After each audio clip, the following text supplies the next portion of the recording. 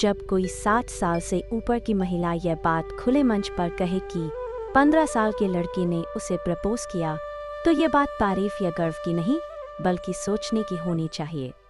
15 साल का बच्चा अभी समझ की उम्र में होता है, जो देखता सुनता है उसी से प्रभावित होता है। उसकी भावनाएं कच्ची होती है, बहक सकती है।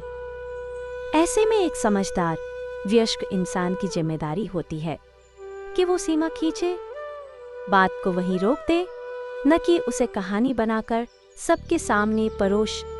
लेकिन हर बात, हर मंच और हर उम्र के लिए नहीं होती। खुलापन और लापरवाही में फर्क होता है।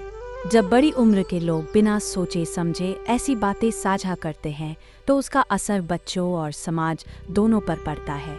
यह मामला किसी महिला या पुरुष का नहीं है, यह जिम्मेदारी और समझ का है।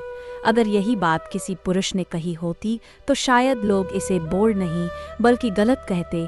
आज बच्चे ज़रूरत से ज़्यादा जल्दी बड़े होने का अभिनय करने लगे हैं और बड़े लोग ज़रूरत से ज़्यादा हल्के हो गए हैं।